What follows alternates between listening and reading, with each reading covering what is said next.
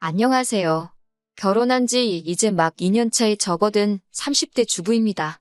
직장을 다니는 평범한 회사원인 남편과는 회사 선배 소개팅으로 만났어요. 남편이나 저나 성격이 웬만한 일은 서로 맞춰주는 편이라 그런지 만나는 동안 그 흔한 말다툼 한번 해본 적이 없네요. 사귄 지 2년쯤 됐을 때 남편에게 프로포즈를 받았고 저 역시 이 사람이란 확신이 있었기에 부부의 연을 맺게 되었습니다. 처음으로 시댁에 인사를 드리러 갔던 날이었어요. 어머님은 물론이고 아주버님과 형님까지 모두 만나게 되었지요. 참고로 아버님은 남편이 고등학교에 들어가고 얼마 지나지 않았을 때 사고로 돌아가셨다 들었습니다. 왜인지는 모르겠지만 어머님은 큰아들인 아주버님과 둘째인 제 남편을 다르게 대하셨어요. 특히나 밥상에서 보여주신 행동은 유치하기 짝이 없었지요. 남편과 제 앞에는 온갖 나물 반찬에 시어꼬부라진 김치를 들이미시더니 아주버님 앞에는 노릇하게 구워진 생선구이와 갈비를 놓아주셨거든요. 솔직히 그 순간에는 제가 홀대를 받아서 속상한 것보다 남편이 무시를 받는 게 더 화가 나대요. 결혼 준비의 경우 어머님은 처음부터 당신이 살고 계신 집 한 채가 재산의 전부라 못 도와주신다 못을 박으신 상태였기에 기대가 없었습니다. 반면에 저희 부모님은 여유가 있으신 편이었기에 5천을 보태주셨지요. 그 덕분에 저희 둘이 모은 돈 1억 7천에 5천, 그리고 대출까지 받아서 수도권에 있는 작은 아파트를 하나 샀어요. 집 이야기가 나와서 말이지만 요새 소위 영끌이라고 하잖아요. 저희도 처음엔 어떻게든 최대한 대출을 받아보려고 했어요. 나중에 태어날 아이를 위해서라도 서울에 자리를 잡고 싶었거든요. 하지만 당장 저희 둘이 잘 벌고 있긴 했어도 대출이자도 무시할 게 못 되고 여러 가지 여건상 영끌은 할 형편이 못 되었습니다. 그래서 어머님께 조금이라도 도와주실 수 없는지 정말 간곡하게 여쭤보았어요. 하지만 어머님께서는 그 돈은 임자가 따로 있다며 안 된다 하시대요. 그리고 얼마 후 생각지도 못한 이야기를 듣게 되었습니다. 어머님이 집을 팔고 아주버님네로 들어가시기로 했대요. 집 판 돈은 다 아주버님에게 주시기로 했고요. 제가 이 이야기를 듣게 된 건 바로 형님을 통해서였습니다. 제가 아주버님이란 인간은 어머님 때문에도 그렇고 별로 좋아하지 않아요. 나이냐고 겨우 2살 차이 나면서 어지간히 윗사람 행세를 해대거든요. 누가 보면 아주버님이 아니라 아주 시아버지가 따로 없을 만큼이요. 하지만 형님은 사람이 순하고 따뜻합니다. 처음 시집오고 돌아온 제 생일에 남편을 제외하고 시댁 식구들 사이에서 유일하게 축하한다 연락을 해준 사람이기도 하고 그래서인지 형님하고는 가끔 커피 한 잔도 같이 마실 만큼 좋은 사이를 유지하고 있어요. 그런 형님이 울면서 전화를 걸어왔으니 제가 얼마나 놀랬는지 모릅니다. 형님은 세상에 이런 법이 어디 있냐면서 아주버님과 어머님 이야기를 시작했습니다. 듣자 하니 제가 다 어이가 없더라고요. 형님이 급한 일로 3일 동안 집을 비웠는데 그 사이에 아주버님과 어머님이 한마디로 작당 모의를 했다대요. 며칠 날 이사 오겠다며 아주 통보식으로 전해왔다고요. 저는 그래도 어머님이 아파트 팔면 그 돈 다 아주버님 주시는 거 아니겠냐며 좋으시겠다 했어요. 그러자 형님이 다시 하는 말이 제가 뭘 몰라서 하는 소리랍니다. 어머님 아파트 그거 지금 2억도 안 가는데 그나마도 근저당 잡힌 게 1억은 될 거라며 그러니 그 아파트 팔아서 대출 받고 어쩌고 하면 막말로 물려받을 것도 얼마 없는데 너무 속상하다고요. 제가 달리해줄 말은 없었지만 오죽하면 같은 며느리인 저를 붙잡고 하소연을 하나 싶어서 안쓰러웠네요. 그리고 그날 밤 퇴근한 남편의 표정 또한 영 밝지가 않았습니다. 처음엔 회사에서 무슨 일이라도 있었나 싶어서 왜 그러냐 물었더니 남편이 정말 자기 어머니지만 너무한다며 분통을 터뜨리더라고요. 말이 나왔으니 말이지만 저도 남편도 사람인데 서운함이 왜 없었겠어요? 저희 결혼할 때는 땡전 한 푼 못 해준다 하신 것도 서운한데 갑자기 무슨 바람이 불어 아주버님 댁에 들어가시겠다 한 건지. 형님 말로는 물려받게 될 돈 그거 얼마 되지도 않는다고 하지만 그거야 사실인지 아닌지 저희가 알 수도 없는 일이고 여러 가지 생각에 머리가 복잡하대요. 그렇게 어머님이 아주버님 댁으로 들어간 지 한 3달쯤 지났을 무렵이었습니다. 어머님 생신이라 아주버님 집에서 다 같이 식사를 했어요. 사실 주말이었으면 형님과 제가 같이 음식도 하고 그럴 수 있는데 어머님이 죽어도 당일날 축하를 받으셔야겠다고 고집을 피우셨거든요. 결국 저는 원래대로 출근을 했고 전업주부인 형님 혼자서 아침부터 음식하느라 고생 꽤나 했지요. 뿐만 아니라 식사를 하는 내내 어머님께서는 형님을 아주 쥐잡듯 잡으셨습니다. 이거 가져와라 저거 가져와라. 아주 종도 저런 종이 없다 싶더라니까요. 어찌저찌 식사가 끝나고 어머님과 아주버님은 당연하다는 듯 거실로 가더라고요. 그 와중에 그래도 저희 남편은 자기가 설거지를 할 테니 저와 형님에게 쉬라고 하대요. 하지만 저는 형님이 어떻게 지내는지 듣고 싶기도 해서 제가 형님이랑 같이 설거지를 할 테니 당신이 거실에 가 있으라 했습니다. 형님도 하는 말이 저쪽 사람들하고 있느니 설거지가 훨씬 마음 편하다며 이런저런 이야기를 나누다 언뜻 보니 형님이 우는 것 같았어요. 그래서 괜찮냐고 물었더니 오늘로 이 짓거리도 끝이래요. 그게 무슨 소리냐니까 그런 게 있다면서 저더러 자기처럼 살지 말라대요. 그리고 얼마 후 집안이 발칵 뒤집어졌습니다.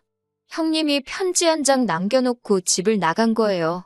저도 남편을 통해 전해 들어서 정확한 내용은 모르지만 한마디로 어머님 때문에 못 살겠다. 이혼해줄 거 아니면 찾지 마라 그랬다고요. 그런데 어처구니가 없게도 아주버님은 형님을 잡기는커녕 그깟 이혼해주면 그만 아니냐고 해준다 그랬답니다. 그리고 어머님도 지각 거 없으면 집안이 어떻게 되는 줄 아냐면서 아주 삭수가 노랗다며 잘됐다고 내쫓아버리라고 그러셨다나요? 그렇게 아주버님과 형님은 정말 2달도 안 걸려서 남남이 되었습니다. 하지만 아주버님과 어머님의 동거 생활은 오래 가지 못했습니다. 제 추측이지만 며느리가 해주는 밥 드시고 편하게 살려고 합가를 하신 건데 갑자기 아들 밥 해먹이고 빨래해주고 하려니 얼마나 짜증이 나셨겠어요? 그 연세에 다 큰아들 뒤치다꺼리나 하게 될 줄은 모르셨겠지요. 솔직히 좀 꼬숩다 싶었는데 아뿔싸 그 불똥이 저한테 튈 줄은 상상도 못했네요. 아주버님 내외가 이혼한 지 한 달이 좀 넘었을 무렵이었을 거예요. 회사에서 일을 하고 있는데 어머님께서 전화를 하셔가지고는 다짜고짜 현관 비밀번호를 알려달랍니다. 갑자기 터무니없는 말씀에 그게 무슨 소리냐 하니까 지금 저희 집으로 이사 오셨대요. 어이가 없어서 남편하고 먼저 통화를 해보겠다 하니까 어디 시애미를 세워놓냐고 당신 얼어 죽게 생겼다나요. 10월에 왜 얼어 죽냐고 어디 카페라도 가 계시라 했어요. 그랬더니 이번엔 하시는 말씀이 화분들 다 얼어 죽는답니다. 저는 밖에서 크는 꽃이면 나무들이며 10월에는 안 얼어 죽더라고 걱정 마시라고 했네요. 그리고는 남편한테 전화를 하니 남편도 금시초문이랍니다. 그러면서 전화도 받지 말고 비밀번호도 알려드리지 말래요. 자기가 일단 최대한 빨리 퇴근해보겠다면서요. 저도 다행히 야근은 없었기에 불이 나게 집으로 향했습니다. 도착하니 현관 앞에서 어머님과 남편이 실랑이를 벌이고 있더라고요. 이게 다 무슨 일이냐 하니까 아주버님이랑 답답해서 못 사시겠다고 집을 나오셨답니다. 그러면서 당신은 이제 집을 팔아서 갈 곳도 없고 저희 집에서 지내셔야겠다고요. 황당했지만 밤중에 어머님을 어디 여관으로 모실 수도 없고 집으로 들어오시라 했지요. 그렇게 결국 아이방으로 쓰기로 했던 작은 방을 일단 내드렸습니다. 30개도 넘는 화분을 가지고 오셨는데 저희는 베란다를 다 확장한 집이었기에 놀 데가 마땅치 않았어요. 어쩔 수 없이 작은 방에 두라 했지요. 어머님은 큰애네 집에 있을 땐 당신이 안방을 썼다며 저희한테도 안방을 내놓으란 식이셨는데 그건 안 된다 했습니다. 그리고는 남편이 당장에 내일이라도 형한테 돌아가시라 하더군요. 저희는 맞벌이라서 음식도 다 사 먹고 청소도 사람 불러서 하고 아무튼 어머니하고는 안 맞는다고요. 하지만 어머님이 저희 말을 들은 척이나 하셨겠어요? 바로 다음 날부터 저희가 출근한 틈을 탓 아주 당신 세상이다 싶으셨는지 온 집안을 휘젓고 다니기 시작하셨지요.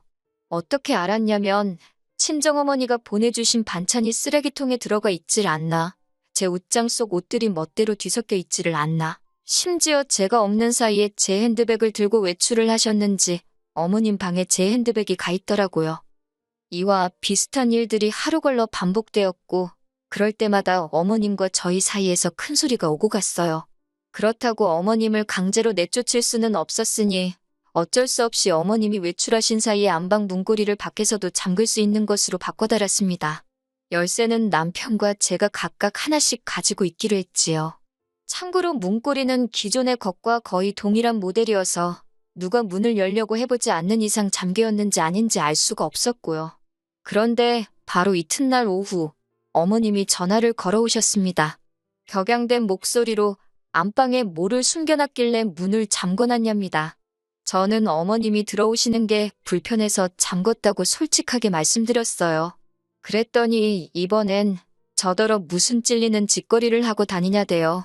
말려들면 저만 손해니까 집에서 뵙자 하고 전화는 끊었는데 기분은 영 나쁘더라고요.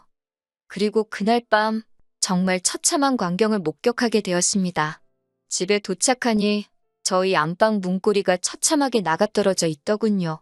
어머님 말씀이 당신 화분이 하나 없어졌는데 그게 예뻐서 제가 가져갔다 싶더래요. 그런데 방문이 잠겨 있어서 당신이 망치로 뜯었다는데 어이가 없다 못해 소름이 끼치더라고요.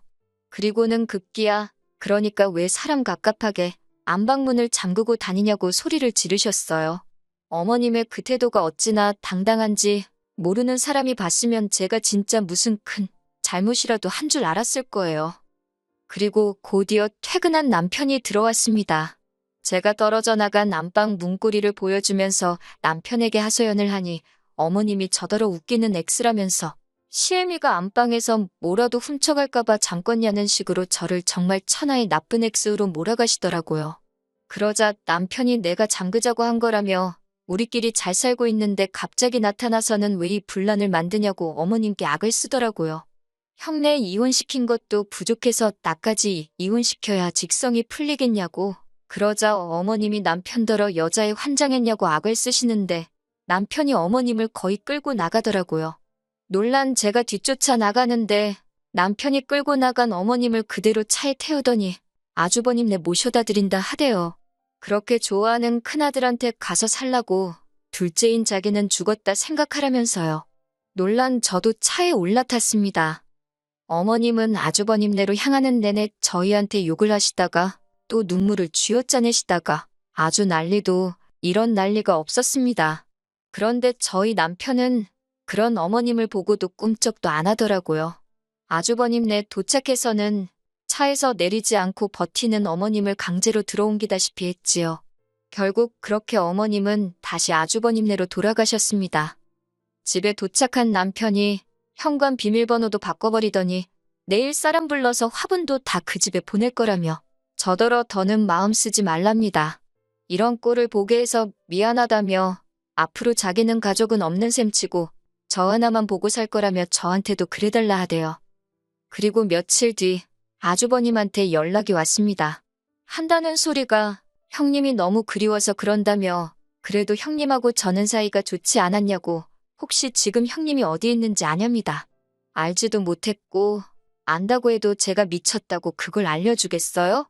저는 형님이 보고 싶은 게 아니라 일할 사람이 필요한 거 아니냐며 불쌍한 형님 그만 찾으시라고 어머님하고 두 분이 잘 지내시라 소리를 질렀습니다. 아주버님이 저더러 어머님 안부는 궁금하지 않냐길래 그렇게 아끼는 큰아들하고 같이 계신데 얼마나 좋으시겠냐며 잘 계실 거라 믿는다 했지요. 솔직히 이 이후로 남편 속이 말이 아닐 거예요. 하지만 남편에겐 미안하지만 제가 섣불리 나서서 효도한답시고 어머님을 모실 수는 없을 것 같네요. 저는 그저 남편과 단둘이 행복하게 살고 싶은 마음뿐입니다.